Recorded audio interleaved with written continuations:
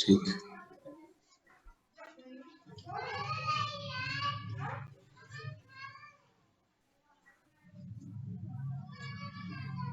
Hello,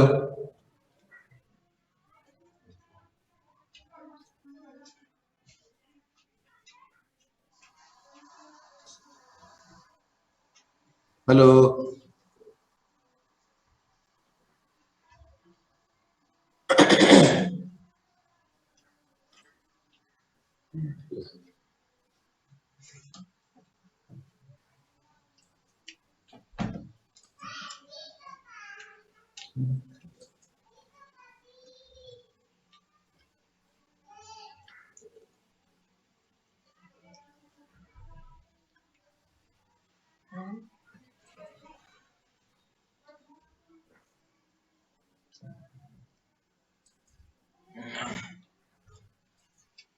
hello,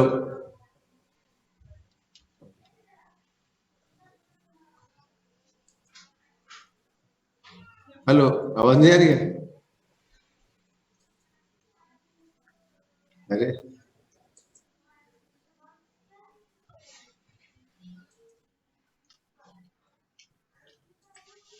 देखिए, आई आवाज? अस्सलाम वालेकुम रहमतुल्लाहि व बरकातहू। अस्सलाम वालेकुम। वालेकुम सलाम।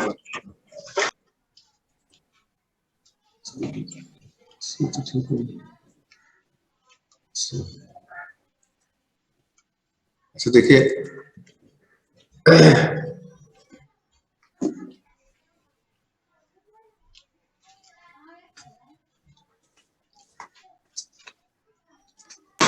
ये कौन सी किताब है हजरत?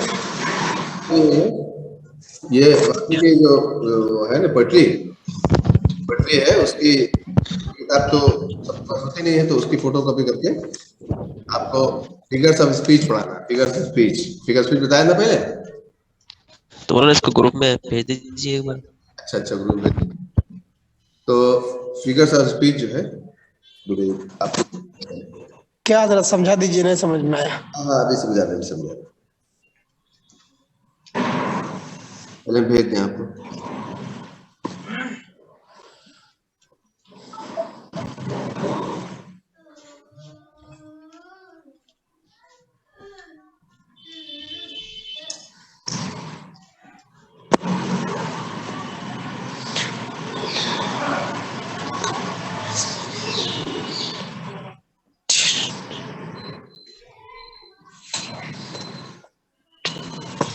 क्या आ गए हो? आ गए ना?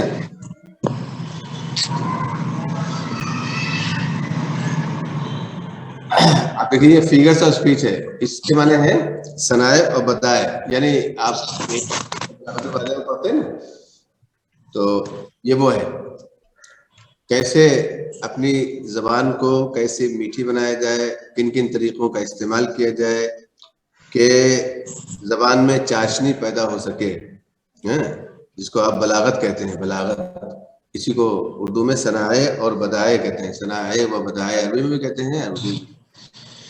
तो इसी ऑफ स्पीच कहते हैं, फिगर्स ऑफ स्पीच। तो ऐसे तो आम तरीका होता है बोलने का, जैसे आप कहें कि जैद बहुत बहादुर है, उसकी बहादुरी को बताने के लिए आप कहें कि जैद बहुत बहादुर है। एक तो तरीका ये होता है कहने का, और एक तरीका ये होता है कि जैद की बहादुरी को किसी दूसरी जो है गैर जिन्स से, जो उसके मुशाबे ना हो, उससे मिला करके उसकी बहादुरी को बताया जाए। उसका मुआवजा किसी दूसरी चीज से किया जाए और फिर उसको बताया जाए कि ये बहादुर। जैसे आप कहें कि जैद जो है शेर की तरह बहादुर है, शेर की तरह बहादुर है। तो अब ये इसमें थोड़ी चाशनी बढ़ जाती है। एक तो ये कि जो है आप कहें कि जैद बहादुर है, एक ये है, एक तरीका ये है, ये तो आम तरीका है।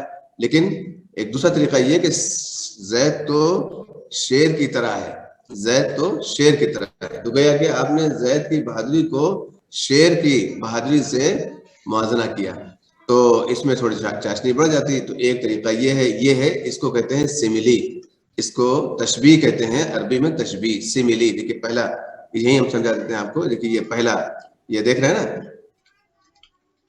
हेलो, जी हजरत दिखाई दे रहा है। सिमिली, सिमिली, ठीक है। SIM तो IL सिमिली तो इस तरह से होता है जब किसी तरह वगैरह के अल्फाज का इस्तेमाल करें कि जैद तो शेर की तरह है, जैद तशबीह। इसको तशबीह कहते हैं, और इसी को अरबी इंग्लिश में सिमिली कहते हैं, ठीक है। अब दूसरी चीज जो है वो यही मुआवजना किया जाए, शेर से जैद का मुआवजना उसकी बहादुरी में किया जाए, लेकिन वगैरह के अल्फाज का इस्तेमाल न किया जाए। मसलन कहा जाए जैद तो एक शेर है, जैद शेर की तरह नहीं बल्कि जैद तो शेर है, तो इसको कहते हैं अरबी में इस्तिआरा, और अंग्रेजी में इसको कहते हैं मेटाफर। देखिए ये दूसरा नंबर मेटाफर, देखिए है ना मेटाफर, क्या बोलते हैं सर?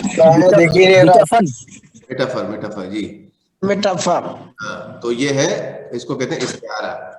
अब उसके बाद तीसरी किस्म जो है वो ये है कि किसी बेजान चीज को आप जो है, या किसी मरने वाले को आप, या कुछ जिसमें भी जान ना हो, हवा है, मिट्टी है, पानी है, चांद है, सूरज है, तो सूरज जो है हमको जो है इस तरह से आप उसको ऐसे बात करें उससे जैसे कि किसी जानदार से बात कर रहे हैं। जैसे आप कहें कि चांद ने तो अपना चेहरा बादलों के पीछे छुपा लिया है, चांद ने तो अपना चेहरा बादलों के पीछे छुपा लिया है। तो अब चांद ने अपना चेहरा बादलों के पीछे छुपा लिया का मतलब ये है कि चांद को आपने गोया कि एक शख्स बनाया, तो उसको कहते हैं तजसीम, तजसीम। तो इसको अंग्रेजी में कहते हैं पर्सनिफिकेशन, पर्सनिफिकेशन। तो ऐसे आप कहें कि चांद भाई बहुत खूबसूरत है और उसका जो है बादलों के पीछे छुपा हुआ है, तो एक तो ये तरीका। दूसरा ये कहें कि चांद ने तो भाई अपना चेहरा बादलों के पीछे छुपा लिया है, तो ये एक दूसरा तरीका है, इसमें चाशनी ज्यादा है। तो एक ये तरीका है अब आदमी की जबान को मीठा बनाने के लिए, मिठास चाशनी पैदा करने के लिए, पर्सनिफिकेशन। और चौथा तरीका जो है वो ये है कि जो शख्स जो बेजान चीज हो उसको मुखातब करके कुछ बात की जाए, मुखातब करके। जैसे कहा जाए कि आप कहें कि भाई अरे भाई ओ मौत तेरा कांटा कहाँ है, ऐ कब्र तेरा अंधेरा कहाँ है। तो इस गोया कि आप या किसी मुर्दे को आप जो है मुखातब कर रहे हैं, ओ मिल्टन, ओ जो है इस तरह से, ओ कैप्टन, कोई आपका पहला वो इंतकाल कर गया हो और आप उसको मुखातब करके कह रहे हो कि भाई वो तो तू तो तेरे जमाने में तो ये थी, आज तो जो है ये है मसला। तो इस तरह से जब ये आप करेंगे तो क्या होगा, ये अपोस्ट्रोफी कहलाएगा, खिताब, मुखातब, यानी किसी को मुखातब करना, किसी बेजान चीज को मुखातब करना। बेजान चीज को आदमी मुखातब क्यों करेगा, वो जो है ये कहेगा दूसरों से कि भाई मिल्टन के जमाने में तो ये होता था, ये होता था। लेकिन जब आप मिल्टन को मुखातब करके, हालांकि यहाँ दुनिया में नहीं है, जब आप तन्हाई को मुखातब करके, हालांकि तन्हाई कोई सुनने वाली चीज नहीं है, लेकिन उसको मुखातब करके तो चाशनी जो है बढ़ जाती है। उसको कहते हैं अपोस्ट्रोफी। के बाद जो पर्सनिफिकेशन का मतलब क्या होगा? पर्सनिफिकेशन का मतलब किसी बेजान चीज को जानदार बना करके बात करना, किसी बेजान चीज को जानदार समझना और उससे बात करना। तो जैसे किसी शख्स से बात करते हैं, इसी तरह किसी बेजान चीज से बात की जाए तो उसको कहते हैं पर्सनिफिकेशन, यानी तजसीम, जिस्म बना लेना, किसी चीज को जानदार बना लेना। तो अभी दोनों का मतलब एक बेजान चीज से बात करना और बेजान से मुखातब होकर बात करना, ये तो एक तरह सेम ही है दोनों। चीज को समझना एक तो ये पर्सनिफिकेशन है, और के लिए ऐसे सेजों का इस्तेमाल करना जैसे वो कोई शख्स है, और है वो बेजान चीज को मुखातब करना, उसको मुखातब नहीं। अब ये है कि आप बेजान चीज के बारे में कुछ ऐसी बात करें जैसे वो शख्स है, और यहाँ पर ये है कि आप बेजान चीज से खुद मुखातब हो रहे हैं। यहाँ चांद ने तो अपना चेहरा बादलों के पीछे छुपा लिया है। माइक बंद कीजिए मंजर भाई, माइक बंद करो भाई, बहुत तकलीफ हो रही है। तो मंजर भाई चांद ने अपना चेहरा बादलों के पीछे छुपा लिया है, ये तो आप चांद के बारे में बात कर रहे हैं, ऐसी तरह जैसे किसी शख्स के बारे में बात करते हैं जैसे वो कोई जानदार है, तो इसको तो कहते हैं तस्लीम। और अब बेजान चीज को जब आप मुखातब करेंगे और कहेंगे ए हवा, ए तेरी तुंदी कहाँ है, तेरी शख्सी, तेरी जो है, या कब्र को कहेंगे या मौत को कहेंगे ए मौत तेरा कांटा कहाँ है, ए कब्र तेरा अंधेरा कहाँ है, तो गोया कि आप बेजान चीज को क्या कर रहे हैं, मुखातब कर रहे हैं, तो ये अपोस्ट्रोफी कहलाएगा। अब उसके बाद पांचवी चीज जो है ऑक्सीमोरोन है, और ऑक्सीमोरोन का मतलब ये होता है कि जमा बैन जिद्दैन, इज्तिमाए जिद्दैन, दो जो है दो जिदों को जमा करना, जिदों को जमा करना, यानी एक दूसरे, जैसे छुरी की मिठास, जैसे डॉक्टर जो है डॉक्टर जख्म करता है तो अब उसमें छुरी चलाता है, बहरहाल तो छुरी का जो है जख्म बहुत जो है उसकी तकलीफ बहुत ज्यादा होती है, लेकिन वो उससे उसको उसकी जो है मिठास से मुशाबे करार दिया जाए, तो इसको जैसे कहते हैं बेजाब्ता जो है जाब्ते के साथ बेजाब्तगी करना, इर्रेगुलर रेगुलर इर्रेगुलर, अभी आप आगे देखेंगे तो उसमें आपको ये पता चल जाएगा कि ऑक्सीमोरोन जो है वो इज्तिमाई जिद्दैन कैसे होता है, अभी आपको देखते हैं, अभी उसमें मिसाल आपको बताते हैं। हाइपर जमा ban जिद्दैन,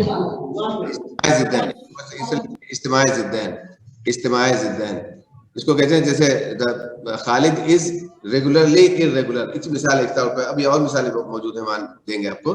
Khalid is regularly irregular, Khalid जो है बाज़ाब्ता बेजाब्ता है, यानी पाबंदी के साथ बेजाब्तगी कर रहा है, या दर्जे में आने से, यानी एक दिन आता है दूसरे दिन नहीं आता, एक दिन आता है दूसरे दिन नहीं आता, तो ये बाज़ाब्ता बेजाब्ता है, बेजाब्ता बाज़ाब्ता, तो इसको कहेंगे ऑक्सीमोरोन। और इसी तरह हाइपरबोल, हाइपरबोल का मतलब है कि मुबालगा करना, किसी चीज में मुबालगा करना, जैसे आप कहें कि खून की नदियां बह गई, जंग में जंग की बहुत उसको बताने के लिए कि जंग कितनी भयानक थी, इसको बताने के लिए आप कहें अरे भाई उस जंग में तो खून की नदियां बह गई थी, तो खून की नदियां कहाँ बहती हैं, लेकिन ये कि वो मुबालगे के तौर पर वो इस्तेमाल किया था उसकी बहुत ज्यादा सख्ती को बताने के लिए। उसके बाद है ओनोमोटोपोइया, ओनोमोटोपोइया, ये है ओनोमोटोपोइया, इसमें जो है आवाज से मफहूम का अदा करना, आवाज से मफहूम का अदा करना, किसी आवाज को निकाल करके ये बतला देना कि ये क्या कहना चाहता है।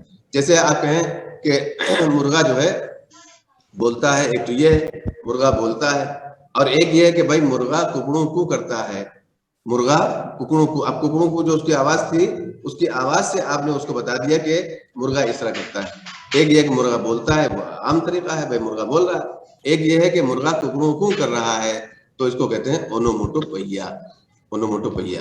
तो ये हाइपरबोल का मतलब मुबालगा होता है।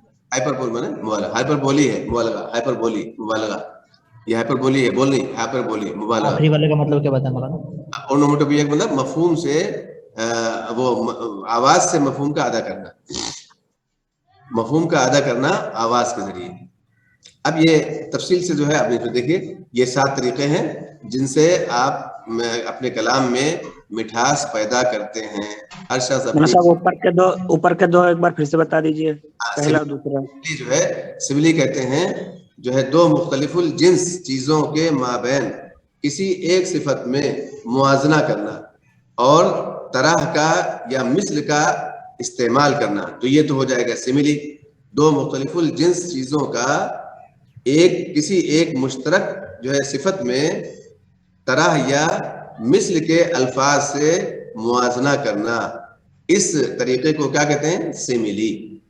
दो मुख्तलिफुल जिन्स चीजों को किसी एक मुश्तरक चीज में, एक मुश्तरक सिफत में का मुआजना करना और तरह या मिस्ल का इस्तेमाल करना, और यह है सिमिली। और उसके बाद मेटाफोर, मेटाफोर जो है वो ये है कि दो मुख्तलिफुल जिन्स चीजों का किसी एक सिफत में मुआजना करना लेकिन तरह या मिस्ल का इस्तेमाल न करना, तरह या मिस्ल का इस्तेमाल न किया जाए, तो वही मेटाफोर हो जाएगा। तो गोया कि सिमिली और मेटाफोर दोनों एक ही किस्म है, सिर्फ इसमें क्या है कि एक में तरह वगैरह का इस्तेमाल होता है और एक में तरह वगैरह का इस्तेमाल नहीं होता है। तो अब इसकी तफसील देखिए, पहले इसको देख लीजिए। फिगर्स ऑफ, हम तर्जमा करते जा रहे हैं, आप देखिए जाइए। Figures of speech are used to make poems attractive. Figures of speech जो है वो इस्तेमाल किए जाते हैं, यानी सनाए बदाए का इस्तेमाल किया जाता है, काहे के लिए, to make poems attractive, poems को, नज्मों को अट्रैक्टिव बनाने के लिए। नज्मों को भी है और अब इबारतों को भी है, बोलचाल को भी है। इन्होंने खास तौर पर नज़्मों कहा है, इसलिए कि इससे पहले नज़्मों का तज़किरा है, इसलिए इन्होंने नज़्मों का कहा है, वरना हर चीज में है, बोलचाल में भी है। तो फिगर्स ऑफ स्पीच का इस्तेमाल किया जाता है टू मेक पोएम्स अट्रैक्टिव, नज़्मों को या इबारतों को या अपनी बोलचाल को, बातचीत को, की स्पीच को क्या करने के लिए, अट्रैक्टिव बनाने के लिए। अट्रैक्टिव मतलब होता है पुरकशिश। A figure of speech is a departure from the ordinary use of words with a view to increasing their effect. Figures of speech का जो है क्या चीज है, ये असल में क्या चीज है, ये एक कूच का नाम है। डिपार्चर माने कूच, अलहदगी, अलहदगी का नाम है। किससे अलहदगी का नाम है?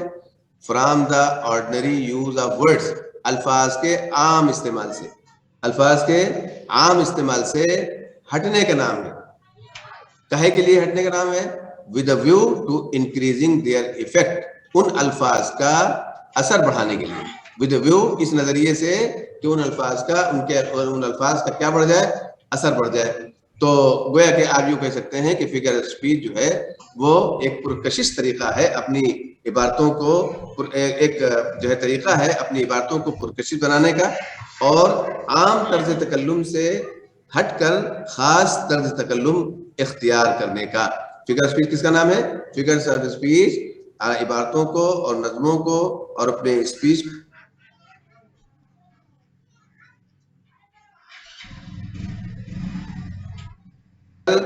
जो खास तर्ज तकल्लुम का के इख्तियार करने का नाम है। किस वजह से? इस वजह से कि स्पीच में, कलाम में और इबारतों में क्या हो जाए कि उन अल्फाज जो इस्तेमाल शुदा अल्फाज हैं उनका असर बढ़ जाए, इस्तेमाल शुदा अल्फाज के जो है में चाशनी बढ़ जाए। इस चाशनी, ये चाशनी पैदा करने के लिए फिगर्स ऑफ स्पीच का इस्तेमाल किया जाता है। अब उनके 7 तरीके हैं। देखिए, some important figure of speech are discussed below. Figures of speech जो हैं वो नीचे दिए जा रहे हैं। नंबर 1 है सिमिली, वो हम आपको बता चुके हैं, अभी और बता देंगे। मेटाफर, ये इस्तिआरा, ये सिमिली तशबीह और इस्तिआरा जो है वो मेटाफर, इस्तिआरा।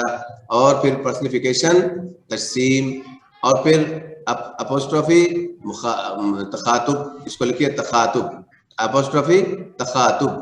और फिर ऑक्सीमोरोन, ऑक्सीमोरोन मतलब इज्तिमाई जिद्दैन, इज्तिमाई जिद्दैन, ऑक्सीमोरोन इज्तिमाई जिद्दैन। और फिर हाइपरबोली, मुबालगा, हाइपरबोली, मुबालगा। एंड और फिर जो है ओनोमोटोपैया, ओनोमोटोपैया का मतलब है कि आवाज से मफहूम का अदा करना। अब देखिए, इन सिमिली, सिमिली की तारीफ देख लीजिए। In simile a comparison is made between 2 objects. Simile में एक जो है 2 ऑब्जेक्ट्स में, 2 चीजों में, इन डिफरेंट काइंड, मुख्तलिफ चीजों, मुख्तलिफ किस्मों की 2 चीजों में मुआजना किया जाता है। एक कंपैरिजन इज मेड, एक मुआजना किया जाता है मुख्तलिफ चीजों की 2 जो है चीजों में, मुख्तलिफ किस्मों की 2 चीजों में, which have at least one point in common, जो दोनों चीजें क्या रखती हैं, कम से कम एक सिफत मुश्तरक रखती हैं आपस में। यानी जैसे ऐसी चीज से मुआवजा किया जाए जिसमें वो सिफत मौजूद हो। जैसे खालिद बहादुर है तो ऐसी किसी चीज से उसका मुआवजा किया जाए जिसमें बहादुरी मौजूद होती है। अब खालिद का मुआवजा आप अगर जो है बहादुरी में और लोमड़ी कर देंगे तो काम गलत हो जाएगा।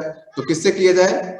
शेर से किया जाए, शेर से उसकी बहादुरी का मुआवजा। तो ऐसे इसीलिए कहा गया कि 2 मुख्तलिफुल जिन्स चीजों में, 2 मुख्तलिफुल जिन्स चीजों का मुआवजा करना, ऐसी सिफत में मुआवजा करना जो दोनों में मुश्तरक हो, इसका नाम क्या है?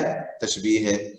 अब इसकी मिसाल, जो आसान सी मिसाल, यहाँ पर आसान सी मिसाल कोई है नहीं, ये आप नज़में पढ़ चुके हैं, इसी की मिसाल हम दे रहे हैं। ये आप नीचे देखिए 4 नंबर पर जो मिसाल है वो देखिए, the quality of mercy is not strain. ये आप नज़म पढ़ चुके हैं सानिया में, इसलिए आपको समझना आसान हो जाएगा। The quality of mercy is not strain. Quality, mercy की सिफत जो है वो जोर डालकर पैदा नहीं की जा सकती। It dropped as the gentle rain from the heaven, बल्कि ये उस जो है रहमत की तरह बरसती है, उस पानी की तरह बरसती है, उस बारिश की तरह बरसती है जो आसमान से नाजिल होती है बगैर किसी दबाव के।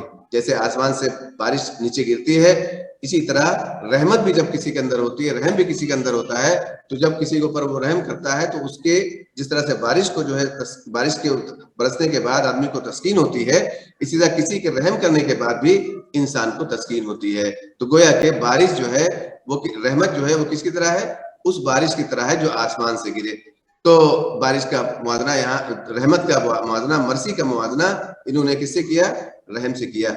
लेकिन एक मिसाल, एक आध मिसाल अब और लिख लीजिए। तो यही जैसे हम आपको मिसाल दे रहे हैं कि Khalid is like a line, Khalid is like, ये आपके लिए ज्यादा आसान होगी, Khalid is like a line,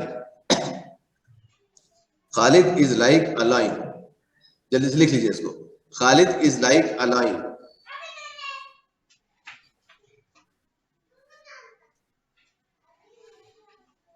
लिख लिया?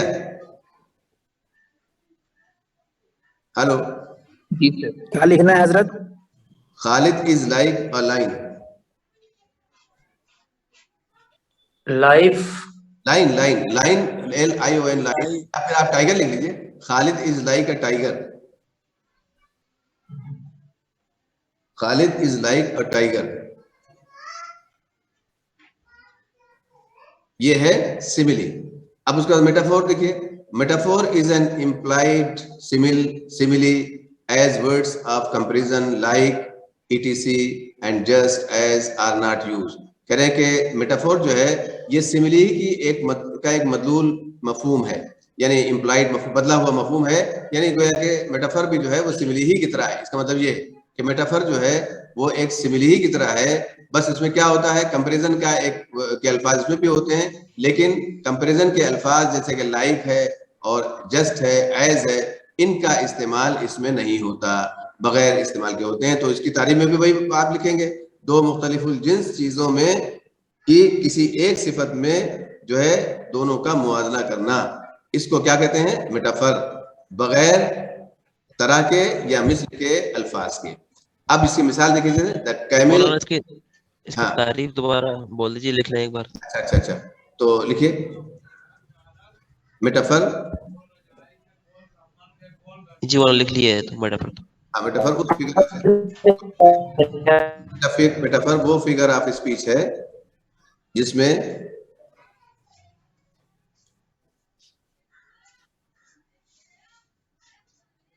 मेटाफर वो फिगर ऑफ स्पीच है जिसमें दो मुख्तलिफुल जिन्स चीजों का, जिसमें दो मुख्तलिफुल जिन्स चीजों का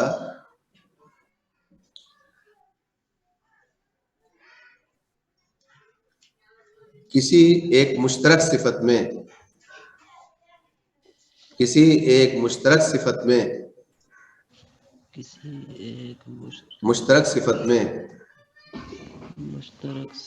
में तरह या मिस्ल के अल्फाज के बगैर मुआजना किया जाए, तरह या मिस्ल के अल्फाज के बगैर मुआजना किया जाए। ये तारीफ तशबीह की भी हो जाएगी, उसमें तरह या अल्फाज का इस्तेमाल किया जाए, हो जाएगा बस। अब देखिए मिसाल देखिए, the camel is the ship of the dessert, the camel is the ship of the dessert. Camel क्या है? रेगिस्तान का जहाज है। अब ये है मेटाफर। इसी को अगर सिमिली बनाना हो तो आप क्या करेंगे? The camel is like the ship of the dessert, ठीक है ना? इसी को अगर आप तशबीह बनाना चाहें, सिमिली बनाना चाहें, तो आप कह सकते हैं the camel is like the ship of the dessert. समझ आ रहा है ना? जी हजरत। हाँ, तो यही मेटाफर है और यही सिमिली हो जाएगा अगर इस जगह पर लाइक का इस्तेमाल कर दें। इसी तरह दूसरी मिसाल देखिए, ये मिसालें आपके लिए आसान है। Life is the dream, life एक ख्वाब है, जिंदगी एक ख्वाब है। इसी को अगर आप तशबीह बनाना चाहें, सिमिली बनाना चाहें, तो क्या करेंगे? Life is like a dream. Life is a dream, तो ये मेटाफर है। किसी को life is like a dream. हाँ लाइक अ ड्रीम, तो ये मेटाफर हो जाएगी, वो सिमिली हो जाएगी। ठीक है, तो अब ये 2 मिसालें काफी हैं, 2 मिसालें आप याद रखिए बस, और इसके बाद और जो मिसालें हैं वो देखिएगा, वो आगे चल ये रहे बोला ना, ड्रीम वाली मिसाल दोबारा बता दीजिए एक बार। हैं। Life is a dream, life एक ख्वाब है, जिंदगी एक ख्वाब है, ये तो मेटाफर है। लेकिन अगर इसी जगह पर कहते हैं life is like a dream, तो ये क्या हो जाएगा, ये सिमिली हो जाएगी। सिमिली, लाइक का इस्तेमाल करने की वजह से सिमिली इसको कहेंगे, तशबीह। ठीक है ना? जी बोला ना। हाँ, अच्छा, इसके बाद अब एक 11वीं मिसाल देख लीजिए। 11वीं मिसाल वो भी आसान है। Life is a walking shadow, life is a walking shadow. Life जो है एक चलता फिरता साया है।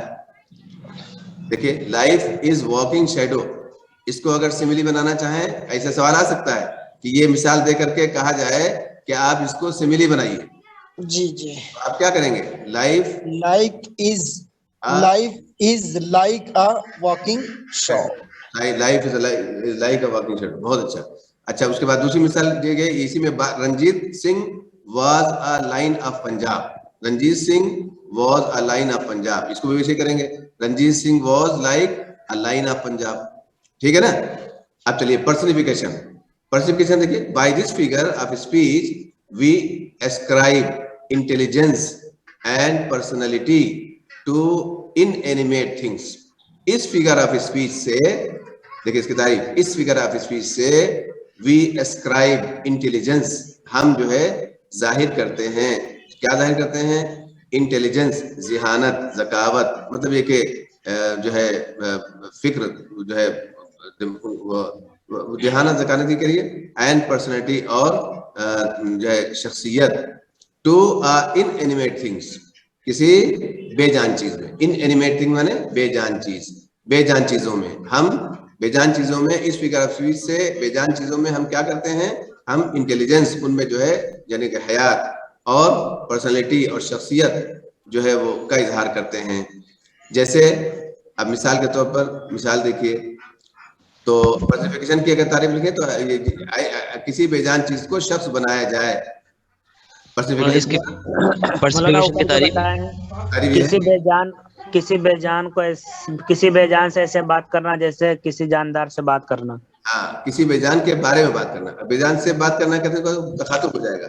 किसी वो तो इसके बारे में ऐसे बात करना जैसे किसी शख्स के बारे में बात कर रहे हैं। ठीक है, तो जैसे death lays his icy hands on kings, जैसे मौत जो है वो क्या करती है? रख देती है अपने पंजे, अपने बर्फीले हाथ, अपने बर्फीले हाथ, ऑन किंग्स, किसके ऊपर? बोला ना, बादशाहों पर। पर्सिफिकेशन और एप्रोस्ट्रोफी में दोनों थोड़ा कंफ्यूजन है। एक बार पर्सिफिकेशन का दोबारा तारीफ बता दीजिए उर्दू में। अच्छा, पर्सिफिकेशन है वो किसी बेजान चीज को शख्स बनाने को कहते हैं, किसी बेजान चीज को शख्स समझने को कहते हैं। अगर किसी बेजान चीज को आप ऐसा समझें कि वो कोई शख्स है, जैसे चांद बेजान है, अब आप उसको, उसके बारे में कुछ ऐसी बात कह रहे हैं जैसे आप किसी जानदार चीज के बारे में कहते हैं। जैसे आप कहते हैं कि खालिद ने, या किसी दोशीजा के बारे में आप कहें भाई उसने तो अपने पर्दे के पीछे अपना चेहरा छुपा लिया, तो इसी तरह आप चांद के बारे में कहें कि चांद ने जो है बादलों के पीछे अपना चेहरा छुपाया हुआ है। तो अब देखिए वो बात एक ही हो ना, वो जैसे आपने दोशीजा के बारे में कहा वैसे आपने चांद के बारे में कहा। जैसे दोशीजा को जानदार समझा वैसे ही आपने चांद को जानदार समझा। तो जी, इसकी तारीफ करो, किसी बेजान चीज को शख्स बनाना, शख्स बनाना। हाँ, किसी बेजान चीज को शख्स बनाने का नाम जो है पर्सनिफिकेशन है।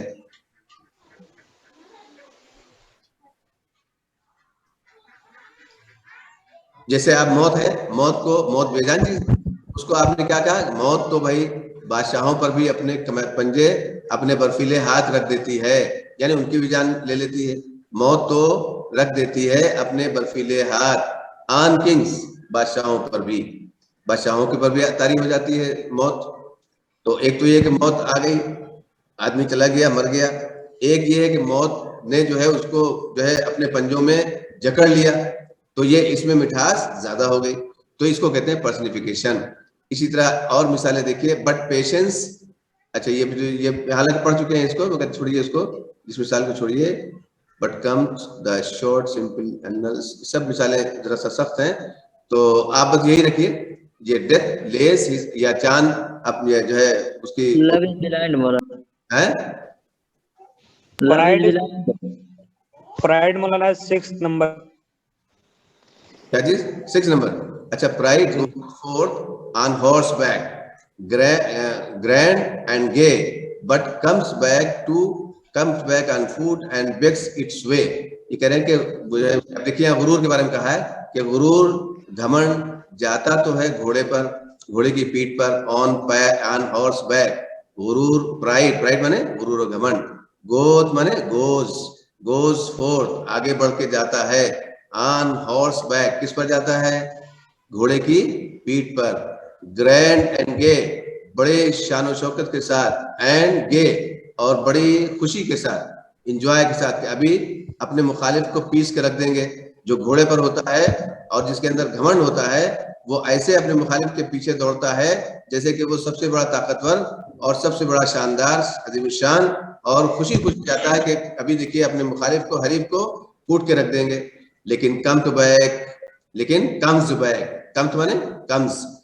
बैक ऑन फूट, पैदल आता है, लेकिन आज वापस आता है कैसे, पांव पर, एंड बेग्स इट्स वे, और अपना रास्ता वो फिर ढूंढने लगता है, कहाँ भागे, बेग्स माने यानी तलाश करता है, अपना रास्ता तलाश करता है, भागे ढूंढे कहाँ है रास्ता हमारा, यानी पैदल, फिर वो घोड़े वोड़े को नहीं देता, भागता है किसके।